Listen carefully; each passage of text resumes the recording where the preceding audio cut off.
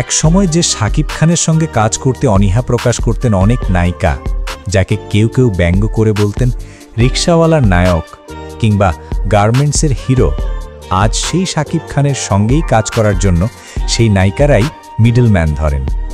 বাংলাদেশের সিনেমা ইন্ডাস্ট্রির সবচেয়ে আলোচিত, সমালোচিত এবং সফল নাম শাকিব খান।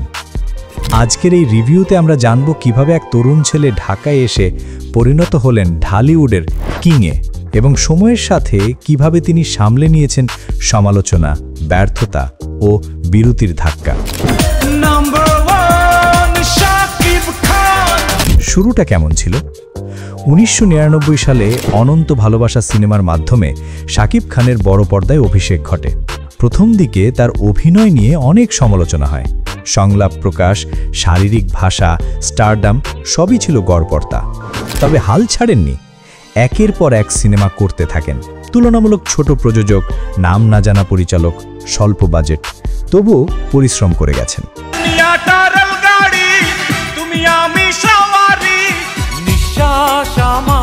তুমি জানে দুনিয়া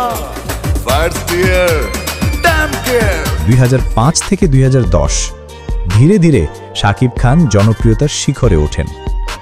এই সময়ে কোটি টাকার কাবিন, আমার স্বপ্ন তোমার, প্রিয়া আমার প্রিয়া, ভালোবাসলেই ঘর বাঁধা যায় না, এইসব সুপারহিট সিনেমা তাকে মূলধারার নায়কে পরিণত করে। রাজত্বের সময় 2010 থেকে 2015 পর্যন্ত ছিল শাকিব খানের কেরিয়ারের স্বর্ণযুগ। সালমান শাহের পর সবচেয়ে স্থায়ী সুপারস্টার হিসেবে শাকিব খান নিজেকে প্রতিষ্ঠিত করেন। প্রতি মাসে একাধিক সিনেমা মুক্তি, ঈদ মানেই শাকিব খানের সিনেমা, এ যেন অলিখিত নিয়ম হয়ে যায়। নতুন নায়িকাদের বিপরীতে শাকিব হয়ে ওঠেন প্রডিউসারদের নিরাপদ ভরসা। এই সময়ে তার সিনেমার গল্প বা নির্মাণ মান নিয়েও সমালোচনা ছিল, কিন্তু তার ক্যারিশমা, স্ক্রিন প্রেজেন্স এবং জনপ্রিয়তা তাকে এগিয়ে রাখে সবার চেয়ে। সমালোচনা ও বিতর্কের মুখে, তবে এই পথ একেবারেই মসৃণ ছিল না। সমালোচনা ছিল অভিনয়ের একঘেয়েমি নিয়ে, সিনেমার গল্প গতবাধা। ইন্ডাস্ট্রি শাকিব নির্ভর হয়ে পড়েছে, এই অভিযোগও উঠেছে। ব্যক্তিগত জীবন, বিশেষ করে অপবিশ্বাসের সঙ্গে সম্পর্ক ও সন্তান ইস্যু গণমাধ্যমে আসায় শাকিব বিতর্কের কেন্দ্রবিন্দুতে ছিলেন। এই সময় কিছু সিনেমা যেমন রাজনীতি, নবাব প্রশংসা পেলেও অনেক সিনেমা বক্স অফিসে ব্যর্থ হয়। বিরতি ও নতুন রূপে ফেরা। 2017-18 সালের দিকে শাকিব খান নিজেই আমেরিকা যান, কিছুটা বিরতি নেন। এরপর নতুনভাবে ফিরেন এসকে ফিল্মস প্রোডাকশনের ব্যানারে। বীর, নবাব এলএলবি, গলুই, বিদ্রোহী, প্রিয়তমা এইসব সিনেমায় দেখা যায় ভিন্ন রকম শাকিবকে। বিশেষ করে প্রিয়তমা 2023 সিনেমাটি ছিল তার কেরিয়ারের মোড় ঘোরানো এক মাইল ফলক।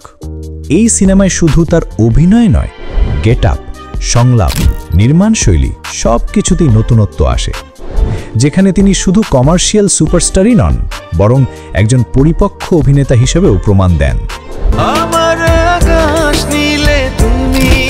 বর্তমান ও ভবিষ্যৎ। বর্তমানে শাকিব খান নতুন সিনেমা, নতুন নির্মাতা এবং আন্তর্জাতিক মানের কন্টেন্টে কাজ করছেন। নতুন প্রজন্মের সঙ্গে কাজ করছেন মডার্ন স্ক্রিপ্ট ও স্টাইল নিয়ে। তবে দর্শকের প্রত্যাশাও বেড়েছে বহুগুণ। তাকে এখন শুধু হিরো নয়, ভালো অভিনেতা হিসেবেও প্রমাণ করতে হচ্ছে বারবার। তিনি একজন প্রতিষ্ঠান, যিনি নিজেই নিজের প্রতিযোগী।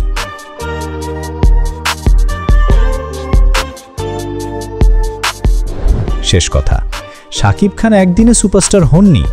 কঠোর পরিশ্রম, দর্শক ভালোবাসা, আত্মবিশ্বাস আর অদম্য মানসিকতাই তাকে এই জায়গায় এনেছে। সমালোচকদের উত্তর তিনি দিয়েছেন সাফল্য দিয়ে। ভবিষ্যতে হয়তো নতুন মুখ, নতুন তারকা আসবে, বাট ঢালিউডে শাকিব খানের অধ্যায় অনন্য, অবিস্মরণীয়। এটাই ছিল মেগাস্টার শাকিব খানের উত্থান, পতন ও সাফল্যের গল্প। আপনার কি মত? শাকিব খান কি ঢালিউডের সর্বকালে সেরা নায়ক? কমেন্টে জানাতে ভুলবেন না। আর ভালো লাগলে লাইক দিন, সাবস্ক্রাইব করুন আমাদের চ্যানেল নতুন কন্টেন্টের জন্য।